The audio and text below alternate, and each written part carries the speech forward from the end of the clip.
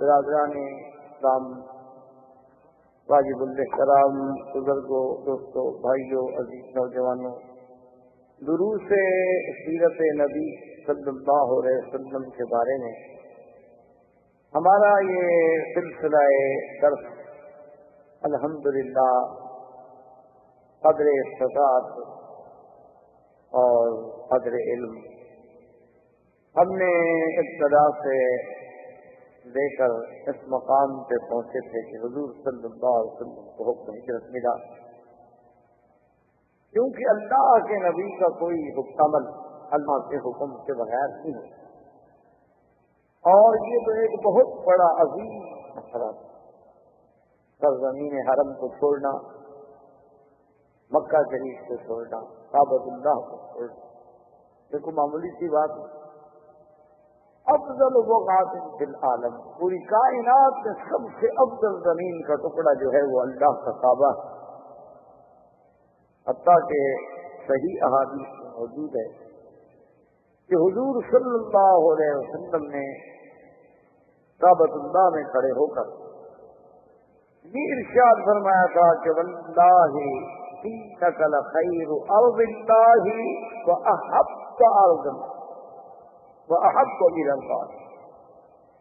حضور نے کعبۃ اللہ کی طرف اشارہ کر کے فرمایا کہ اللہ کا کعبہ، مجھے اللہ کی قسم ہے کہ ساری کائنات میں سب سے بہتر اور سب سے زیادہ محبوب کتاب جو ہے اللہ کو رسول، اور ساتھ یہ بھی فرمایا کہ واللہ مجھے اللہ کی قسم ہے ما خرجت من، مجھے اگر میری قوم نکلنے پہ مجبور نہ کر دیتی تو میں تجھے چھوڑ کے کبھی نہیں۔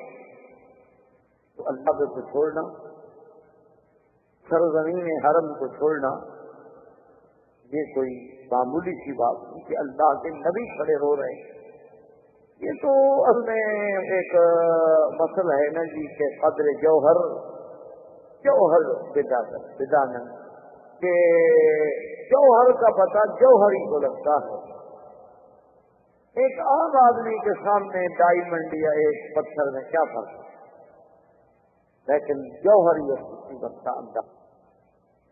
اسی لیے کعبۃ اللہ کی عظمتوں کا پتہ بھی ان لوگوں کو تھا جو اصحاب، ان لوگوں کو تھا جو اللہ کے نبی، ان لوگوں کو تھا جو ائمہ محدثین و فقہاء اور اولیاء اللہ اور عباد صالحین۔ اس گھر میں اور اس حرم میں یعنی ایک لمحہ جو ہے آدمی کے لیے، ایک سا جو ہے آدمی کے لیے ساری زندگی اس کا مقابلہ نہیں کرتا۔ ہم تو مادیات کا شکار ہو کر یہاں آتے ہیں اور پھر ان معاملات میں اتنے کھو جاتے ہیں کہ ہمیں دوستوں کے لیے بھی ٹائم مل جاتا ہے، ہمیں پکنک کے لیے بھی ٹائم مل جاتا ہے، واک کرنے کے لیے بھی ٹائم مل جاتا ہے، لیکن حرم میں حاضر ہونے کو ٹائم نہیں ملتا۔ اصل بات یہ نہیں ہوتی، اصل یہ ہے کہ اللہ اتنا قریب رکھ کر بھی اپنے بندے کو اندر نہیں آتا۔ تو اللہ کا گھر، اللہ کو کیا دو؟ اللہ راضی ہوتے ہیں تو لوگ ہزاروں روپے خرچ کر کے آتے ہیں عمرے پر، اور بعد کے حرم میں پڑے ہوتے ہیں، طواف کر رہے ہوتے ہیں۔ اور ایسے لوگ بھی ہیں بدنصیب کے اللہ کے گھر میں رہتے ہیں، ملازمت ہے، نوکری ہے، جگہ ہے، رہائش ہے، گاڑی ہے، کار ہے، وسائل ہے، لیکن پھر بھی حرم میں نماز نصیب نہیں ہوتی، طواف نصیب نہیں ہوتا۔ تو ان کا تحقق دنیا میں تو خیر کسی کو کیا محسوس ہوگا، اللہ والوں کو تو محسوس ہوتا ہے، ورنہ پھر ہر آدمی کو اس کا آخرت میں پتہ چلے گا کہ ہم نے اتنی بڑی نعمت کا کس انداز سے نہ۔ تو حضور سرکار دو عالم صلی اللہ علیہ وسلم نے جب ہجرت کا فیصلہ فرما لیا، اور سرکار دو عالم صلی اللہ علیہ وسلم نے اس کی تقسیم کار ایسے کہ آپ نے سیدنا علی رضی اللہ تعالی عنہ کو فرمایا کہ تمہارے ذمے سے یہ ہوگا کہ تم میرے بستر پہ، میرے فراش پہ، میری طور سے سو جاؤ گے، تاکہ اگر دشمن دیکھنے کی کوشش کریں تو انہیں اطمینان ہو کہ اللہ کے نبی ابھی گھر میں ہیں اور ہمیں کچھ فیصلہ کرنے کا موقع دیں۔ اور سیدنا ابی بکر صدیق رضی اللہ تعالیٰ عنہ سے یہ فرمایا کہ اللہ کا حکم ہے ابو بکر کہ میں نے تمہیں اپنے ساتھ رکھا، میرے ساتھ چلنا ہے، لیکن اس انداز میں ہم نے چلنا ہے کہ اپنا ایک وقت معین ہوگا اور ہم فاصلے سے چلیں کہ میں آگے ہوں گا آپ اس سے دور.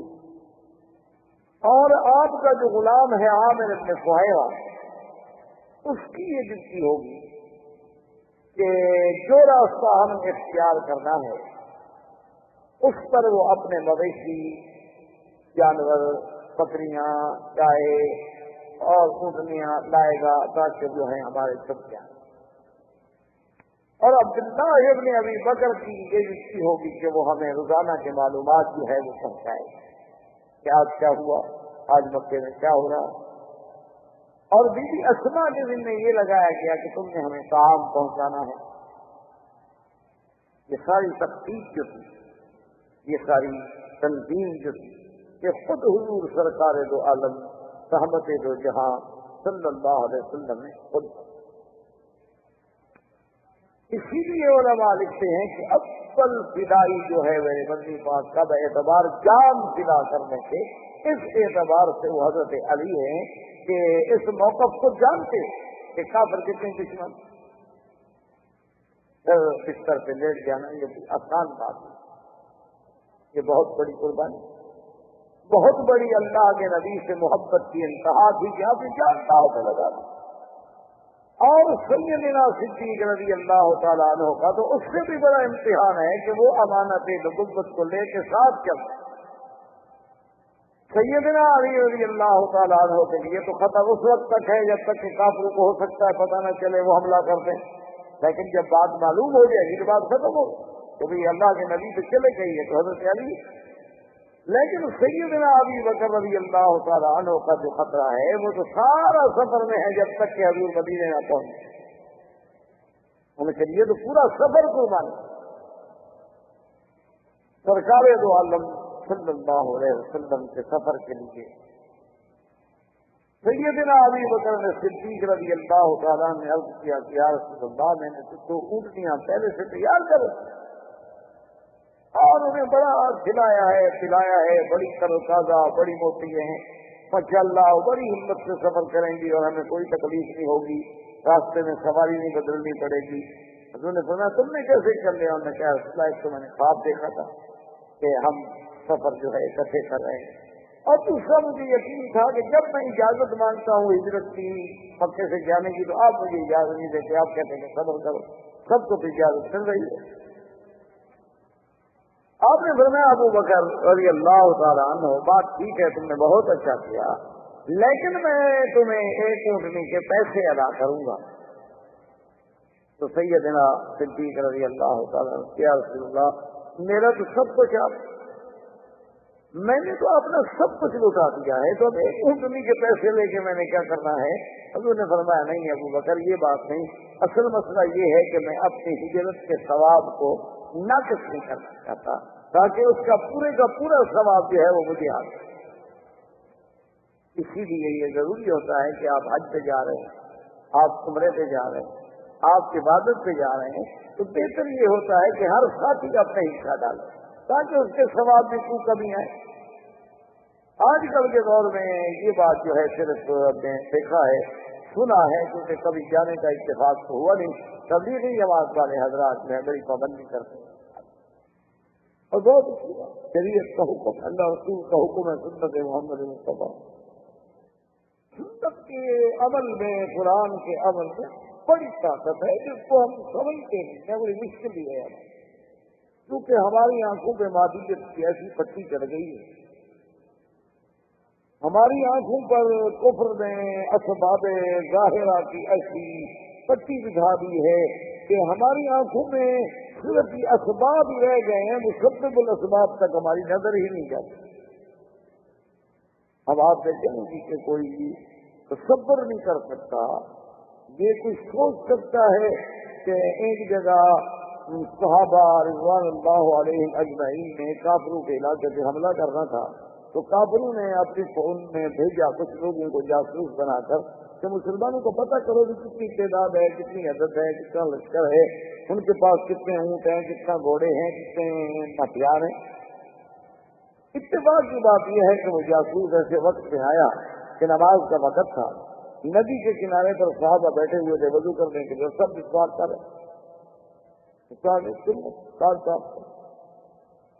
کچھ افسوس بڑے غور سے، کیونکہ وہ تو دور سے دیکھ رہا تھا، دیکھتے دیکھتے واپس جب گیا تو اس نے اپنے لوگوں سے کہا، اس نے کہا کہ بھائی اب تک تو مجھے سمجھ نہیں آتا کہ ان کا کتنا ہے، وہ تھوڑا سا دن لگتا ہے، تو اونٹ گھوڑے بھی اتنے نہیں لگتے، لیکن یہ تو کوئی عجیب قوم ہے، خدا رحمت کے بدل یہ آدم خور تو نہیں ہو تو دانت تیز کر رہے۔ اچھا ہاں دیکھنا، اگر ایک آدمی کا دانت خراب ہو سکتا ہے، سب کے کیسے خراب تھے؟ ایک ہی وقت میں ایک ہی ٹائم پر ایک ہی کنارے پہ بیٹھ کے اور سارے ایک ہی لکڑی اور ایک ہی طرز پہ استعمال کر رہے ہیں۔ اللہ تبارک و تعالیٰ معاف کروا۔ تو اللہ کی قدرت دیکھیں تو ایک سنت کا ایسا روب کافروں کے دل میں پڑا کہ وہ قلعہ چھوڑ کے بعد انہوں نے کہا کہ بھی آدم خور مخلوق سے کون کرے، یہ تو اچھی بات ایک بات، اور لوگوں کو سنائے تو اس کے لیے تصدیق ہوگی، دھوکا ہو۔ ابھی آپ دیکھیں گے ابھی چند دن سے پہلے سے ابھی واقعہ ہے کہ ابھی آپ نے دیکھا اخباروں میں آپ پڑھ رہے ہیں، ایران افغانستان کی جنگ کا دعا کریں، اللہ محفوظ رکھے، اللہ دونوں کو نقصان سے بچائے، اور وہ اتنا بڑا پھر نقصان ہوگا کہ عالم اسلام پتہ نہیں کہاں پھر 100 سال کے لیے پیچھے جا پڑے، اور یہی تو کافر کیا اب جناب وہ فوج نہیں ہوتی اور وہ جب آ گئی اب 3 لاکھ بارڈر پہ ایک منظم فورس پڑی ہو، اور مقابلہ جن سے مدرسوں کے لڑکوں سے جو نے کبھی جنگ میں گئے نہ کچھ کیا مقابلہ، اب کیا دکھا، تو ان کے جو امیر تھے نا ان لڑکوں کے، انہوں نے کہا کہ بھائی جتنے علماء ہیں اکٹھے کرو، تو تقریباً جو ہمیں سنایا گیا یا معلوم ہوا یا اخباروں میں پڑھا کہ تقریباً کوئی 6000 کے قریب علماء اکٹھے ہوئے۔ اس نے کہا کہ مجھے یہ فتویٰ دو کہ یہ جو ہماری جنگ ہونے والی ہے اور 3 لاکھ فوج ہمارے ہمسائے نے ہمارے خلاف لگا دی ہے، کیا وہ کافر ہے شیعہ؟ اگر تو کافر ہے تو تمہیں جنگ لڑنی ہے، اور اگر وہ مسلمان ہے تو پھر تو ہم ان سے جنگ نہیں کر سکتے، مسلمان سے کیسے لڑیں؟ پھر تو یہ ہوگا ہمارا فیصلہ کہ ہم نہیں پہلی گولی چلائیں گے اور نہ ہم ان کے علاقے میں قدم رکھیں گے، اگر انہوں نے ہمارے اوپر گولی چلائی اور قدم رکھا تو ہم ڈیفینس کریں گے جس کے ہم کے لیے اجازت، پھر ہم دفاعی جنگ سے لڑیں گے، لیکن کسی مسلمان کے ساتھ لڑ تو نہیں سکتے کہ ابتدا کر۔ اس پہ علماء کا بورڈ بیٹھا، اللہ نے مہربانی کی، ان کو فوراً فیصلہ کرنا پڑا کہ ہم نہیں لڑتے، ان کے لیے تو مسئلہ پیدا ہو گیا نا کہ اگر 6000 علماء متفق ہو کر کفر کا فتویٰ جاری کرتے تو جنگ تو اپنی جگہ رہی، ہم تو ویسے جنگ ہار گئے، اور اگر وہ کفر کا فتویٰ جاری نہ کریں تو وہ کہتے ہیں ہم تو لڑتے نہیں، ہم تو مسلمانوں کے خلاف کبھی نہیں لڑیں گے، اسلام کے خلاف کون لڑ سکتا ہے؟ تو ایک سنت پر عمل کرنے کا جو اللہ کے نبی کا حکم ہے، اس کا کتنا بہتر ہوئی کہ دونوں والا مسئلہ ذرا کم گئے، اور اللہ پاک کرے کہ دونوں کو اللہ اصلاح کی توفیق عطا فرمائے، کیونکہ ہم اس لڑائیوں کے جھگڑوں کے متحمل نہیں ہو سکتے، امت اسلام کو ابھی اتنا وقت نہیں کر سکتے۔ تو خیر یہ سارے انتظامات کرنے کے بعد حضور صلی اللہ علیہ وسلم جب باہر نکلے تو کافر آپ کے گھر کے باہر کھڑے تھے، حضور پاک نے مٹی دی، سورۃ یاسین کی آیات مبارک پڑھی،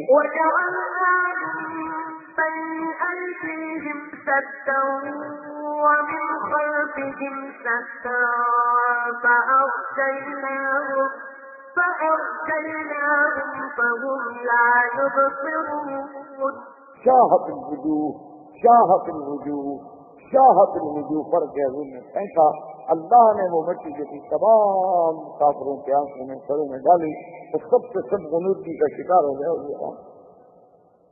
حضور صلی اللہ علیہ وسلم تشریف لے گئے کہ اب آپ یوں سمجھیں کہ جیسے اب محلہ مسئلہ ہے، یہ حرم کے سامنے مکہ کمپلیکس ہے، یہ سارا راستہ جو یہ مشیال کہلاتا ہے، اور یہی آگے جا کے شہر ابی بکر صدیق ہے، شہر ابراہیم الخلیل ہے، اور یہی راستہ پھر جا کے خدائی سے ہوتا ہوا غار ثور کی طرف جس کو آج کل مخطط دارالہجرہ کہتے ہیں، اصل یہی طریقہ الہجرہ۔ حضور صلی اللہ علیہ وسلم اسی طرف روانہ ہوئے، اور کافروں نے جب کافی دیر ہو گئی، صبح کا وقت قریب آ گیا، وہ حیران ہو گئے کہ حسب عادت آج حضور صلی اللہ علیہ وسلم باہر نہیں آئے۔ تو ایک نے کہا کہ ابھی دیکھتے ہیں، وہ دیوار پہ چڑھ کے اس نے دیکھا، اس نے کہا کہ بھائی حضور تو چارپائی سے لیٹے ہوئے ہیں، کپڑا تو پہنا ہوا۔ اب دیکھیں 60 آدمی، 60 نوجوان جنگ کی قبائل کے آدمی اور بڑے معروف جنگی لوگ باہر کھڑے ہوئے ہیں، لیکن دشمن کے گھر میں داخل نہیں ہوتے بھی، اندر کود جاؤ۔ علماء نے لکھا کہ وجہ یہ تھی کہ یہ عرب میں عادت تھی کہ جس گھر میں بچے ہوں، عورتیں ہوں، اس گھر میں داخل کریں۔ کہتے تھے کیا دشمنی ہے، جب مرد کی کرے گا قتل کر دیں،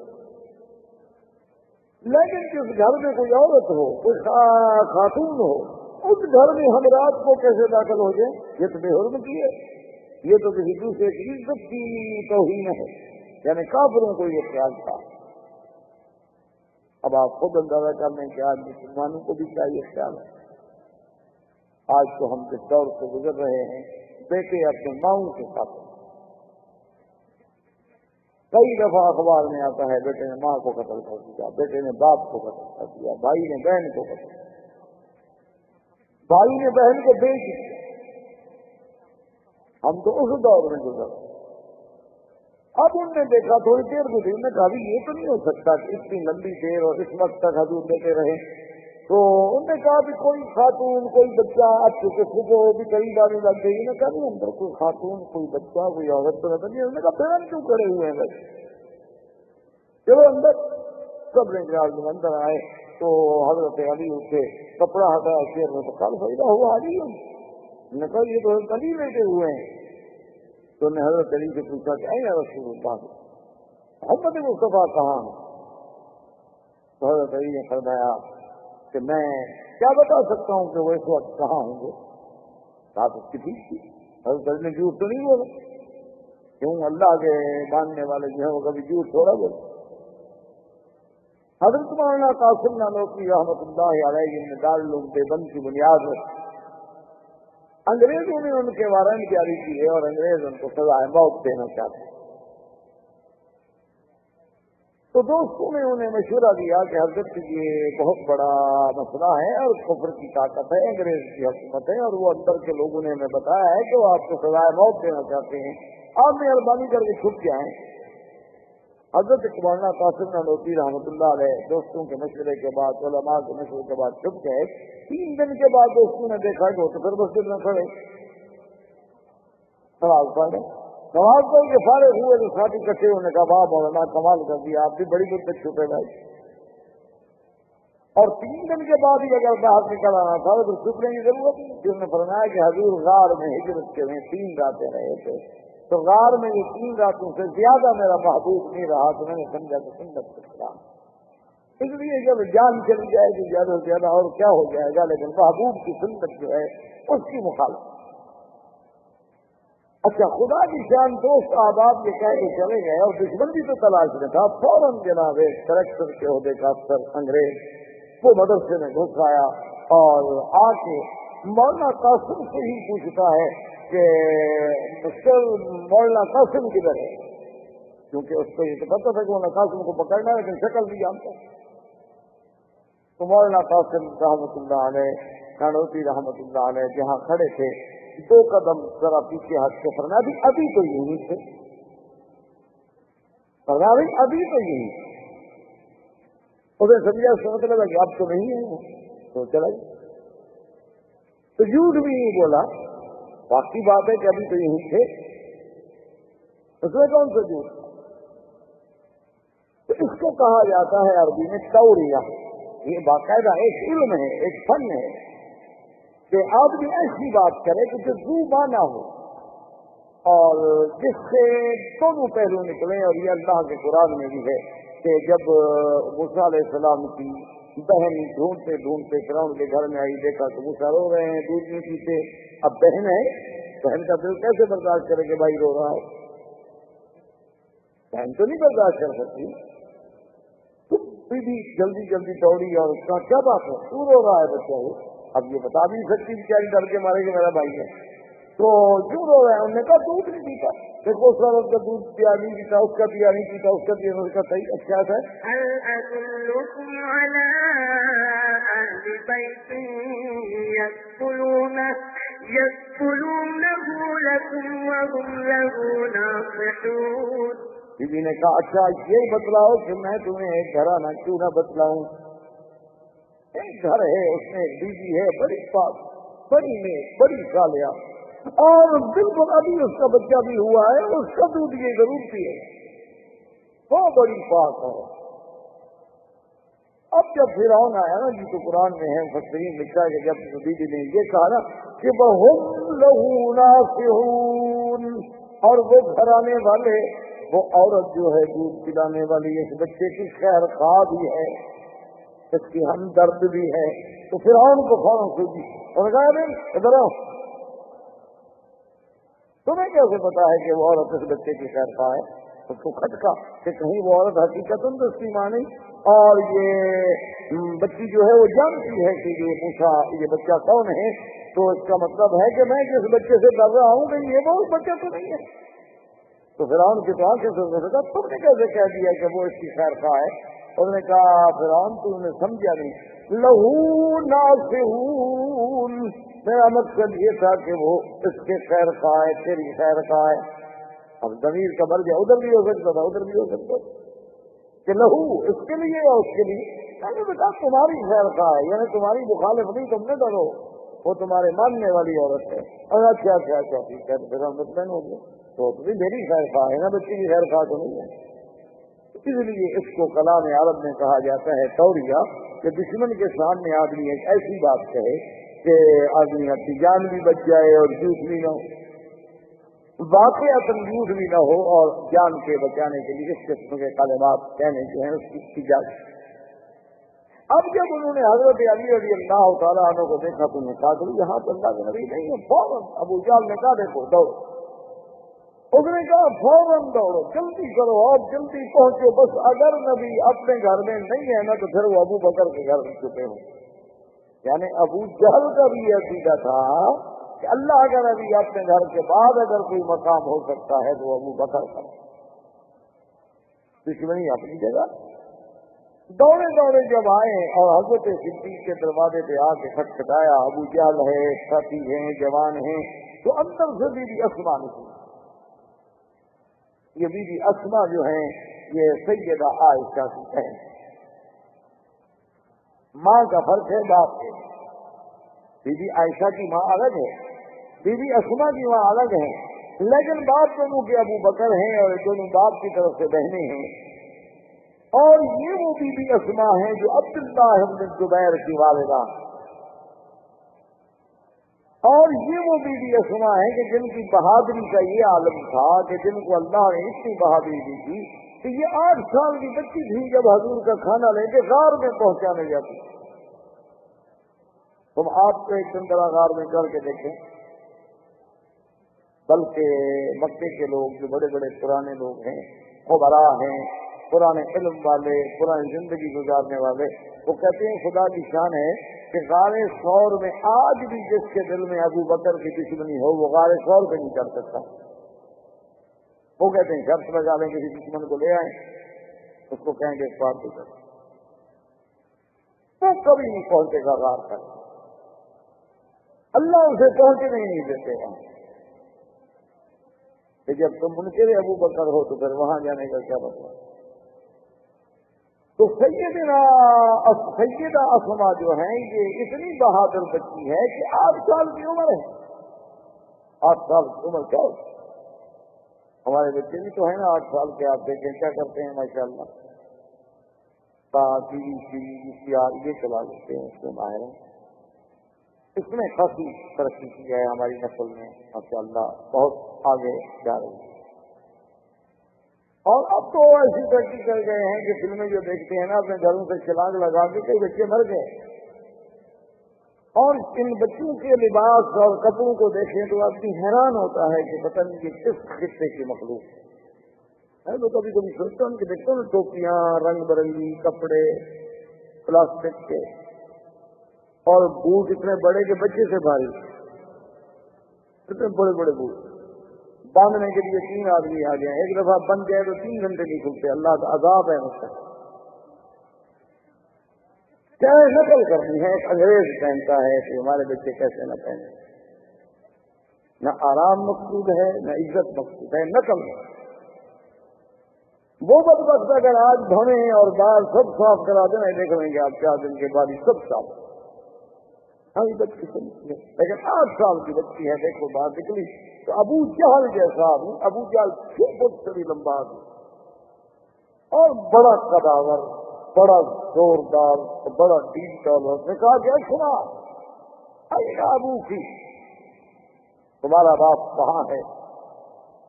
वह आईना रसूलुल्लाह और मोहम्मद मुस्तफा कहाँ है? उसने कहा अबू जहल मुझे नहीं पता कि वो इस वक्त कहाँ है। तो अबू जहल ने गुस्से में आकर बदबख्त ने सैयदा अस्मा के चेहरे पे थप्पड़ मारा। बाकायदा किताबों में लिखा हुआ है कि दाएं रुखसार पे सैयदा अस्मा को अबू जहल ने थप्पड़ मारा तो बाएं कान की बाली जो थी वो कान से टूट के एक ढबलांग दूर जा गई। इतना जोर से उस जाल ने मारा, लेकिन बीवी सह गई और राज नबूवत नहीं खोला। मुझे नहीं पता कहा। अब शर्मिंदा भी हुआ कि मैंने एक बच्ची पे हाथ उठाया। अब सब अरब देख रहे हैं ये कैसा बदबख्त है, लड़कियों को मारता। फौरन शर्मिंदा हुआ, वापस आया, दारुल नदवा में पहुंचा और फौरन मीटिंग कॉल की। उन्होंने कहा कि देखो अल्लाह के नबी चले गए, लेकिन अगर वो हमसे निकल गए और किसी भी तरह वो मदीना मुनव्वरा पहुंच गए तो फिर हमारी खैर नहीं है। इसलिए हमें फौरन हर मुमकिन तलाश करनी चाहिए। और 100 ऊँटनी का ऐलान किया अबू जहल ने कि जो आदमी अल्लाह के नबी की खबर लाएगा मैं उसको 100 ऊँटनी इनाम। अब जनाब कुफार कुरैश दौड़ पड़े और उधर मेरे बदली आगे आगे जा रहे हैं, सैयदना सिद्दीक पीछे जा रहे हैं। और जब गार के पहाड़ के करीब पहुंचे, हजूर थोड़े से ऊपर चढ़े तो सैयदना अबू बकर कहते हैं कि हजूर की उंगलियां मुबारक में खून पड़ गए, उनके नाजुक बदन था। कि हजरत अनस फरमाते हैं कि मैंने तो ऐसा रेशम के ख्वाब भी नरम नहीं देखा जैसे हजूर की कलियां मुबारक नरम। तो हजरत सिद्दीक से न रहा गया। हजरत सिद्दीक रज़ी अल्लाह तआला अन्हु ने अर्ज किया कि या रसूल अल्लाह इरकब अला कतफी, हजूर मैं बैठ जाता हूँ आप मेरे कंधे से सवार। अबू बकर क्या कहा? हजूर मैं आपकी तकलीफ नहीं करूँ। इन पत्थरों पर चलते हुए आपके पाँव, आपका जिस्म, आपका जसद मुबारक एक तकलीफ महसूस कर रहा है। अबू बकर ये बर्दाश्त नहीं कर सकता तो हजूर सल्लल्लाहु अलैहि वसल्लम आपके कंधे पे बैठे और अबू बकर उठा के। इसीलिए एक आदमी ने जब हजरत अली से पूछा कि मन अअलमुन नास, कि हुजूर के सहाबा में सबसे बड़ा इल्म वाला कौन था? काल अबू बकर, अबू बकर। अजीब बात है, अबू बकर आपसे भी बड़े आदमी। ने कहा हजूर ने अपने मुसल्ले में अबू बकर को खड़ा किया है, अगर अबू बकर से बड़ा आलिम कोई होता तो हजूर उसको मुसल्ले पे खड़ा करते, क्योंकि हजूर का फरमान है कि फलिया उनको आलमुकुम, तुम्हारा इमाम वो बने जो सबसे बड़ा आलिम। अब उसने सोचा, उसने कहा अच्छा ये तो बताएं सैयदना अली कि हजरत अबू बकर से या हुजूर के सहाबा में सबसे बड़ा बहादुर कौन है? क्योंकि हजरत अली बहुत बहादुर। तो हजरत ने पता है क्या कहा? उसने कहा अबू बकर सबसे बड़ा बहादुर भी है। तो क्या करें? उन्होंने कहा क्या करें? तो अजीब बात है कि खुदा ने के काबे में जो बुत बने हुए थे दीवारों पर, तो हजूर पाक ने मुझे फरमाया कि अभी तुम ऐसे नीचे हो जाओ, मैं तुम्हारे कंधे के कमर के ऊपर खड़े होकर इन बुतों को मिटा दूं। तो अभी हजूर ने एक कदम रखा तो मैंने कहा कब तुम यार सुनना, बस किया उसने, मेरी कमर टूट जाएगी।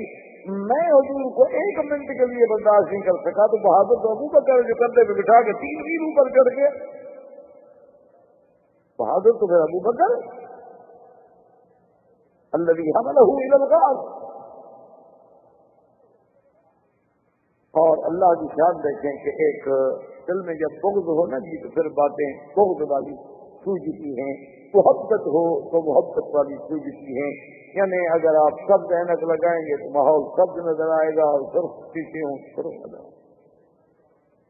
ایک عالم دین تقریر فرما رہے کہ یہی واقعہ غار کا ہجرت کا کہ سیدنا ابو بکر اپنے کندھوں پہ بٹھا کے سرکار دو عالم صلی اللہ علیہ وسلم کو غار تک لے گئے.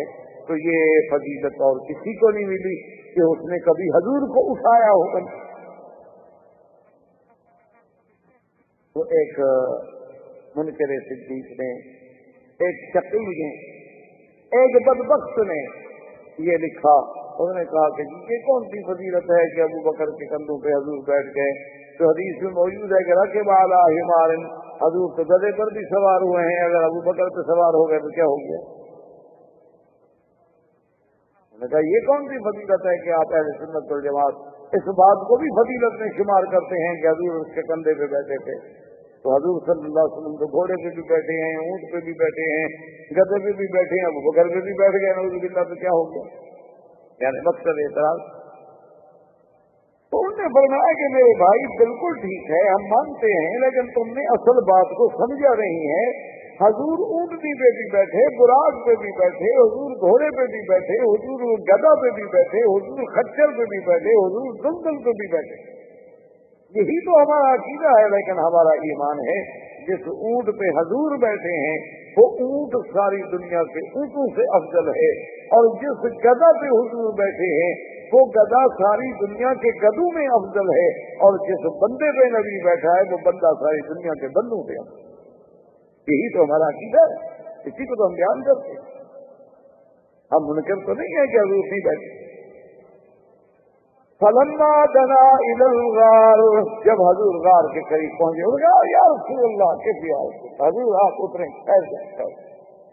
نماز ہے آپ کہنے کا حضور مدتوں کی پہاڑوں میں غار ہے، خدا جانے اندر کوئی جانور ہو، کوئی سانپ ہو، کوئی پہاڑی بچھو ہو اور کوئی موذی اشیاء اندر ہوں تو میں کیسے برداشت کر سکتا ہوں کہ پہلے میرا محبوب اندر جائے، پہلے مجھے جانے دے، میں صاف کروں اطمینان کروں، پھر میرا محبوب اندر آئے.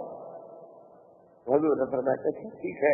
تو حضرت ابو بکر اندر تشریف لے گئے اور کپڑے سے پوری غار کو صاف کیا اور دیکھا کہ کہیں سوراخ ہے، کہیں کوئی چیز ہے، کہیں کوئی چیز ہے. غاریں پرانی سی غاریں تھی تو کہیں کپڑا پھاڑ کے اس میں دے دیا، کہیں کوئی چیز دے دی. بند کر کے اطمینان کرنے کے بعد اس نے عرض کیا فتح یا رسول اللہ، اب حضور آپ اندر. علماء نے اس عمل سے ایک مسئلہ استنباط کیا. انہوں نے کہا کہ جب مکے کے جبل ثور کی غار میں پہلے ابو بکر داخل نہ ہوں تو نبی داخل نہیں ہوتے، تو مسلمان کے دل والی غار میں بھی جب تک حب ابو بکر نہیں ہوگی تو حب رسول کبھی داخل ہو ہی نہیں. یہ اللہ کی جو ابو بکر کا منکر ہے وہ رسول کا منکر کہ فمن احبهم فبحبی احبهم ومن ابغضهم فببغضی ابغضهم. میرے آقا نے فرمایا کہ جو صحابہ سے محبت کرتے ہیں وہ دراصل صحابہ سے محبت نہیں، وہ میری محبت ہے. جو میرے صحابہ اس لیے محبت ہے نا. ومن ابغضهم، اور جن کو صحابہ سے بغض ہے فببغضی ابغضهم، ان کو دراصل محمد رسول اللہ سے بغض ہے.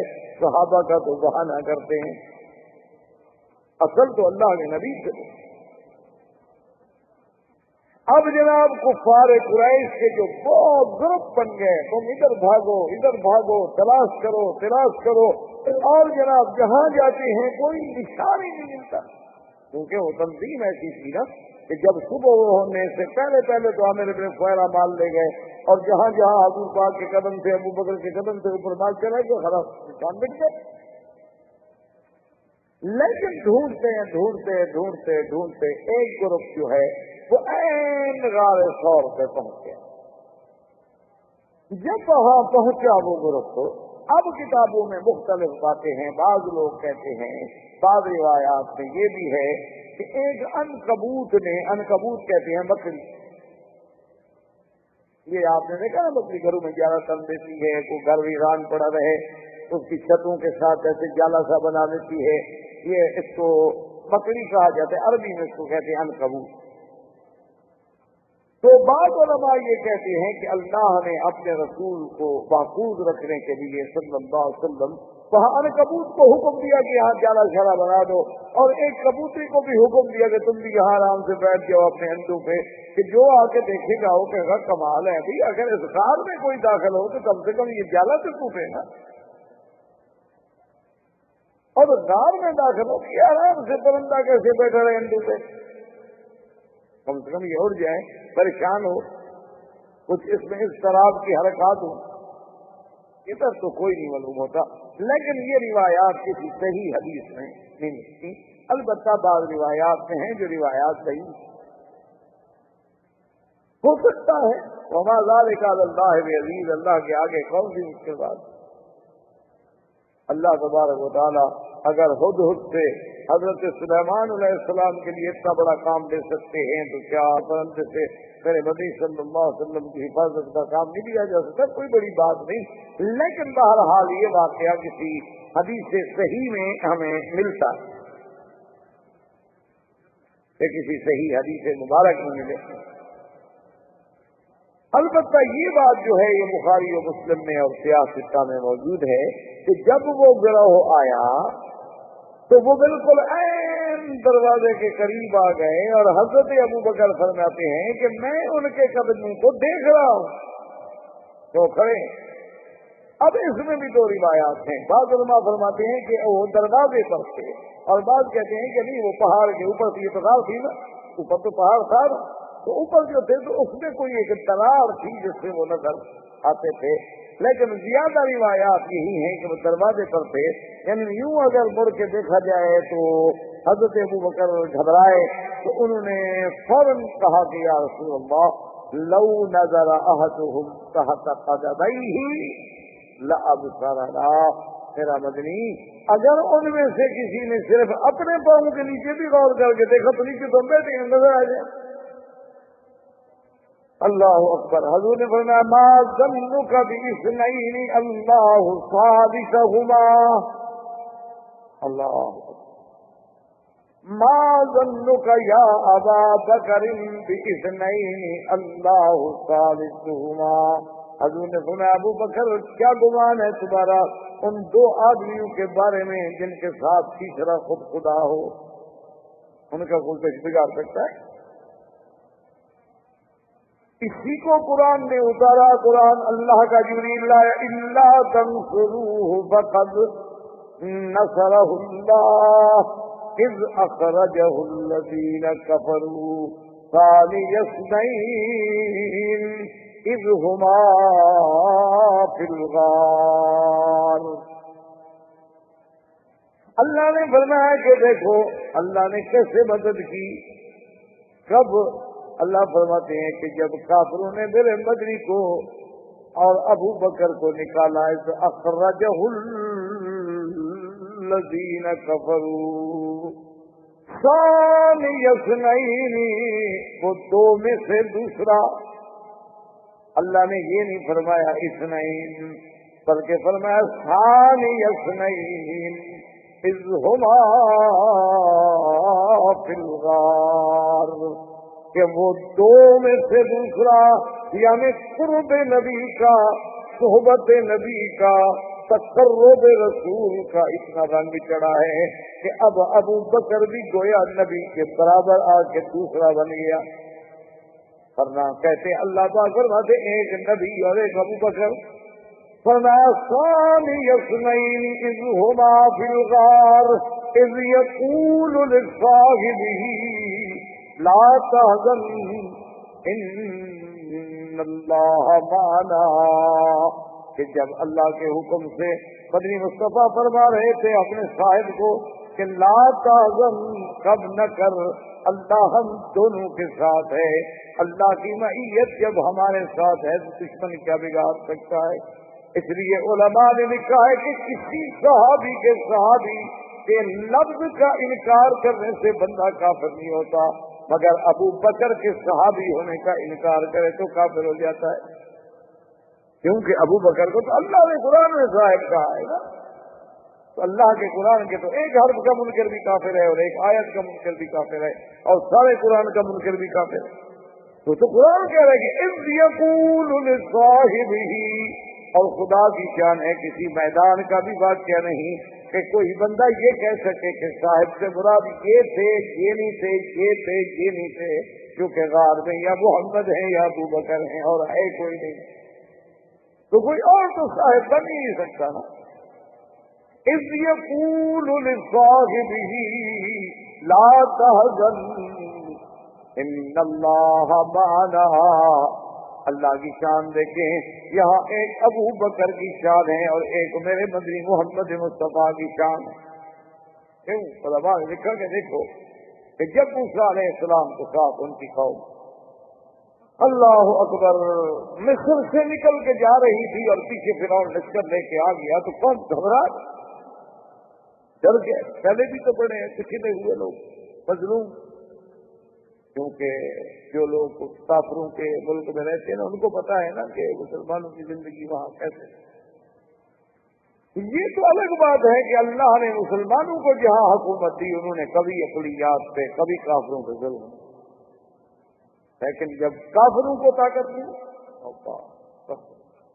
آج بھی اسپانیہ اور غرناطہ کی مسجدیں گواہ ہیں کہ کفر کیا کرتے. آج بھی تاریخ ہے، حقائق ہیں موجود ہیں، آپ کو صفحوں میں دیکھ لیں. آپ سربیا کے احوال پڑھیں، آپ کشمیر کے احوال پڑھیں، آپ دیکھیں کیا کیا نہیں ہو ظلم کی وہ کون سی قسم جو مسلمانوں پہ آزمائی نہیں جاتی. وہ ظلم کا کون سا ایسا یا طریقہ ہے؟ میرے خیال میں اگر آج اللہ تاتاریوں کو، ہلاکوں کو، چنگیز کو، ان بدبختوں کو بھی زندہ کر دے نا، ان کو بھی یہ طریقے ظلم کے نہیں آتے جو مسلمانوں کے خلاف آزمائے جاتے. لیکن تاریخ اٹھا کے دیکھ لیں کہ مسلمانوں نے کبھی کسی کافر پہ، کبھی کسی کافر اقلیت سے ظلم نہیں کیا. ان کا تحفظ کیا، ان کے معابد کا، ان کے مندروں کا، ان کے گرجاؤں کا، ان کے کلیساؤں کا ان کی حفاظت کی. بلکہ حضور حکم فرماتے تھے کہ کبھی جنگ میں دوسرے مذہب کے کسی پادری کو، کسی راہب کو قتل نہ کیا کرو جب تک کہ وہ خود تلوار ہو. اب یہ شان دیکھیں، انہوں نے کہا کہ جب موسیٰ علیہ السلام جا رہے تھے تو قوم گھبرا گئی. انہوں نے کہا کہ آگے دریا ہے اور پیچھے فرعون کا لشکر ہے اور لشکر کی بھی تھوڑا سا نہیں ہے، یعنی 6 لاکھ فوج لے کے فرعون تعاقب کر رہا. تو موسیٰ علیہ السلام کے پاس آئے، انہوں نے کہا کہ ہم تو مارے گئے.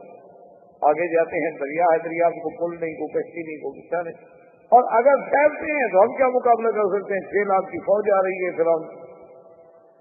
تو موسیٰ علیہ السلام نے کیا کہا؟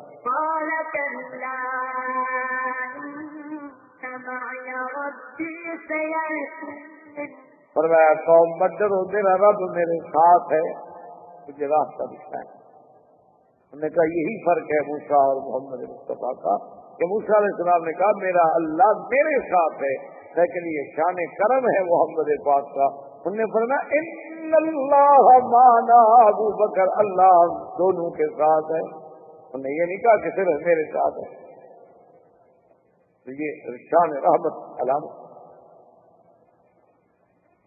اب جب حضور نے تسلی دی تو ابو بکر کو تسلی آئی کہ جب اللہ کا نبی کہہ رہے ہیں تو صاف بات ہے کہ اللہ کا نبی تو کوئی بات ایسے نہیں کہتے جب تک اللہ وحی نہ بھیجے، اللہ خبر نہ کرے. لیکن افسوس ہے، بدقسمتی ہے ہماری کہ ایسے ایسے فرقے بھی پیدا ہو گئے کہ جنہوں نے حقائق کو بس کر ڈالا. انہوں نے باقاعدہ کتابوں میں لکھا ہے کہ دراصل ابو بکر نے شور کر دیا، رونے لگ گیا.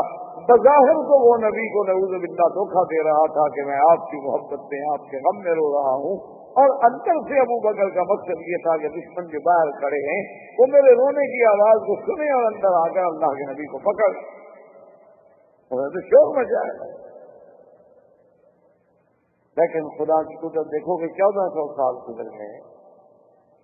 اس وقت تو وہ شور کافروں نے نہیں سنا، اگر سنتے تو چھوڑ دیتے بنا، لیکن انہوں نے نہیں سنا. ان 1400 سال کے بعد ان کے ذاکروں نے شور سن لیا.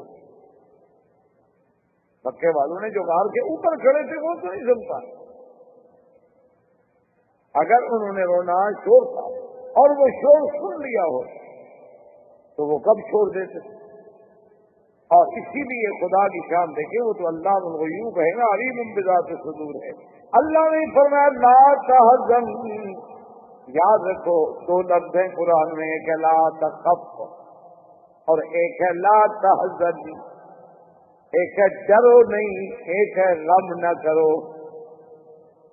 ان دونوں میں بہت بڑا فرق ہے۔ جب آدمی کو اپنا ڈر ہو تو وہاں ہوتا ہے کبھی مت کرو، جیسے موسیٰ علیہ السلام کو اللہ نے حکم دیا کہ تمہارے ہاتھ میں کیا ہے؟ اللہ نے لکڑی فرما گراؤ، پھینکو، تھینک اسلام پر بھاگے موسیٰ، اللہ نے خذھا ولا تخف، موسیٰ علیہ السلام پکڑو لکڑی، ڈرو چلو نہیں، خیر ہے، یہ تو معجزہ ہے، ہم نے اسلام بنا ابھی لکڑی ہم بنا دیتے ہیں۔ تو موسیٰ کو اپنا ڈر تھا تو اللہ نے فرمایا لا تخف، اور اللہ نے اسی موسیٰ کی اماں کو فرمایا کہ جب دشمنوں کو پتہ چل جائے تیرے بچے کا، وَأَوْحَيْنَا إِلَىٰ أُمِّ مُوسَىٰ أَنْ أَرْضِعِيهِ فَإِذَا خِفْتِ عَلَيْهِ فَأَلْقِيهِ فِي الْيَمِّ وَلَا تَخَافِي وَلَا تَحْزَنِي إِنَّا رَادُّوهُ إِلَيْكِ وَجَاعِلُوهُ مِنَ الْمُرْسَلِينَ۔ اللہ نے فرمایا کہ موسیٰ کی اماں اپنے بچے کو دودھ پلا کے صندوق میں بند کر کے ڈرونی دریا میں ڈال لو، لا تخافی، تم اپنا بھی کوئی ڈر نہ کرنا، تمہاری بھی ہم حفاظت کریں گے، ولا تحزنی، اور موسیٰ کا بھی ڈر نہ کر، غم نہ کر، اس کا بھی کوئی فکر نہیں، انا رادوہ الیک، ہم موسیٰ کو تمہاری طرف لوٹائیں گے، فجاعلوہ من المرسلین، اور ہم موسیٰ علیہ السلام کو مقام رسالت بھی عطا فرمائیں گے۔ تو اللہ نے یہاں بھی کیا فرمایا؟ اللہ نے فرمایا اذ یقول لصاحبہ لا تحزن، میرا مدنی اپنے سنگی کو، ساتھی کو، صاحب کو کہتے کہ وہ تیرا غم نہ کرے۔ وہاں بھی ابو بکر کو غم تھا تو محمد مصطفیٰ کا تھا، نہ اپنا فکر تھا نہ غم تھا۔ اللہ نے لا تخف نہیں فرمایا بلکہ لا تحزن کا لفظ فرما کر ہمیشہ کے لیے دشمنوں کا منہ بند کر دیا۔ حضور صلی اللہ علیہ وسلم غار میں ہیں اور پوری کفر کی طاقت جو ہے نا جناب وہ تلاش میں ہے، لیکن اللہ کی شان ہے کہ ایسا نظم ہے، اور یہ سعادت ملی تو صرف صدیق کے گھرانے کو ملی ہے کہ غار کا ساتھی ہے تو ابو بکر ہے، اور سارے دشمنوں کی خبریں لانے والا ہے تو عبداللہ ابن ابی بکر ہے، ابو بکر کا بیٹا ہے، اور نفس مٹانے والا ہے تو ابو بکر کا غلام عامر ابن فہیرہ ہے، اور طعام پہنچانے والی ہے تو ابو بکر کی بیٹی ہے، اور راز نبوت کے لیے مار کھانے والی ہے تو وہ ابو بکر کی بیٹی ہے، جس کو اللہ اتنی نعمتیں دے اس کی شان میں کون کمی کرتا۔ یہ تو ہماری کم عقلی ہے، ہمارے ان دوستوں کی کم عقلی ہے کہ جن کو آج تک اصحاب رسول کی عظمت اور مقام جو ہے وہ سمجھ نہیں آتا۔ روزانہ باقاعدہ تنظیم سے عبداللہ ابن ابی بکر جا کے حال پہنچاتے ہیں کہ یا رسول اللہ آج کافروں نے یہ کیا یہ کیا یہ کیا۔ عامر ابن فہیرہ مال چراتے چراتے نقصان مٹاتے ہیں اور 7 بکریوں کا دودھ پہنچا دیتے ہیں، بی بی اسما کھانا پہنچا دیتی ہیں عامر ابن فہیرہ کو، اور عامر ابن فہیرہ آگے کھانا پہنچا دیتے ہیں، اور ایک دلیل ہے راستہ دکھلانے والا وہ یہودی ہے۔ اسی لیے علماء نے لکھا کہ اگر اللہ چاہتے تو جو خدا بند قدوس معراج کی رات میں بیت المقدس کو اٹھا کے اللہ کے نبی کے سامنے کر سکتے ہیں تو کیا مدینے کا راستہ نہیں دکھ رہا تھا؟ حضور صلی اللہ علیہ وسلم کے لیے مدینے کا راستہ کھول دینا تو مشکل بات ہی، سارا مدینہ سامنے کر، لیکن امت کو سبق دینا تھا کہ اگر کوئی راستے کے امور میں کسی جہاز رانی نے کسی راستے کی سفر کی معلومات کے لیے دنیاوی علوم حاصل کرنے کے لیے اگر یہودی نصرانی کافروں سے معاملہ کیا جائے تو کوئی منع نہیں۔ اس لیے جو دلیل تھا جس کے ذمہ تھا کہ تم نے ہمیں خفیہ راستے سے مدینے منورہ پہنچانا ہے، وہ کافر۔ اچھا خدا کی شان ہے کہ وہ کافر بھی اتنا پکا تھا کہ اس نے آخر وقت تک غداری۔ آج کا تو مسلمان ہوتا ہے بڑا اعلیٰ سودا کرتا ابو جہل،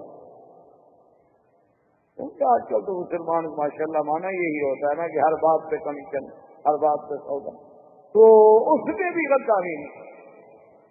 اب حضور صلی اللہ علیہ وآلہ آلہ واصحابہ وسلم تسلیما کثیرا کثیرا 3 راتیں رہنے کے بعد کار سے اب کافر تو تھک گئے۔ 3 راتیں کی مذاق نہیں ہوتی نا کہ 3 دن اور 3 رات پورے مکے کے راستے سارے جو ہیں کنگال ڈالو اور کہیں سے کوئی خبر نہ ملے، تو ذرا وہ تھمے اور حضور اپنے اونٹنیوں پر سیدنا ابو بکر کے ساتھ ایک خالص خفیہ طریق سے، خفیہ راستے سے کار سے نکل کے آپ نے سفر اختیار کرنا۔ اور صحیح حدیثوں میں واقع آتا ہے کہ یہ سفر ہوتے ہوتے ہوتے ہوتے جب حضور صلی اللہ علیہ وسلم، آج بھی آپ اگر مکے سے مدینہ منورہ جائیں نا، اپنی گاڑیوں پر کئی روڈ جائیں تو آپ نے دیکھا ہوگا کہ آپ یہی روڈ جو ہے طریق الہجرہ یا طریق المدینہ لے کے نکلیں تو آگے رابق سے پہلے پہلے جتنے سے راستہ آتا ہے اور وہاں یہ مکے والا راستہ بھی جا کے مل جاتا ہے، پھر آگے جا کے ایک راستے یوں آ رہا ہے اور ایک یوں جا رہا ہے، یوں آگے جا کے مل گئے۔ حضور پاک تو پہاڑوں سے آ رہے تھے، یہ جو راستے میں وادیاں ہیں جیسے وادی عثمان ہے، وادی قدید ہے، یہ ساری وادیوں کے قریب قریب پہاڑوں سے گزرتے ہوئے، کیونکہ اس زمانے میں اونٹوں کا سفر ہے، وہ کاریں ہیلی کاپٹر نہیں تھے۔ جب حضور صلی اللہ علیہ وسلم اس راستے پہ پہنچے جو راستہ سیدھا مکے سے آ رہا تھا، تو حضرت ابو بکر صدیق فرماتے ہیں فبکا رسول اللہ صلی اللہ علیہ وسلم، حضور رونے لگ گئے، آنسو مبارک آ گئے داڑھی مبارک پہ۔ حضرت صدیق نے عرض کیا کہ یا رسول اللہ کیا بات ہے، آپ کیوں اداس، کیوں رو رہے ہیں، مجھے بتائیں۔ حضور نے فرمایا کہ ابو بکر انی اتذکر مکہ، یہ مکے کی سڑک دیکھ کر مجھے مکہ یاد آ گیا۔ حقیقت ہے، عجیب بات ہے، آپ نے پتہ نہیں کبھی سوچا ہوگا نہیں سوچا ہوگا، خدا کی شان ہے، آدمی جب باہر جاتا ہے نا کبھی وطن میں، پاکستان یا ہندوستان یا اپنے ملک میں یا باہر، یقین کریں کہ ایک دفعہ میں خود سفر کر رہا تھا تو میں نے ساتھی سے کہا، تو میں نے کہا یار کوئی ریڈیو سیٹ لگاؤ، سفر کر رہے ہیں، نیند کا اثر ہے، تو ریڈیو لگایا نا جی، تو مکے کی قدرت سے وہ اسٹیشن لگا، محطہ لگا تو اذان آ رہی تھی حرم کی۔ میں نے کہا یار بس ٹھیک ہے، جلد سے اسے چھوڑو، مجھے تو ایئرپورٹ پہ پہنچاؤ، بس ٹھیک، میں پہلی فلائٹ سے واپس گئی۔ کہاں کمال کرتے ہیں، ہم اتنے اعلان کر چکے ہیں، اشتہار دے چکے ہیں، اللہ کی مخلوق تو انشاءاللہ آپ تو خیر مکہ شریف پہنچ جائیں گے، لیکن ہمیں تو جمرۃ العقبہ بنا دیں گے، اتنے پتھر ماریں گے جتنے حاجی نہیں مارتے شیطان،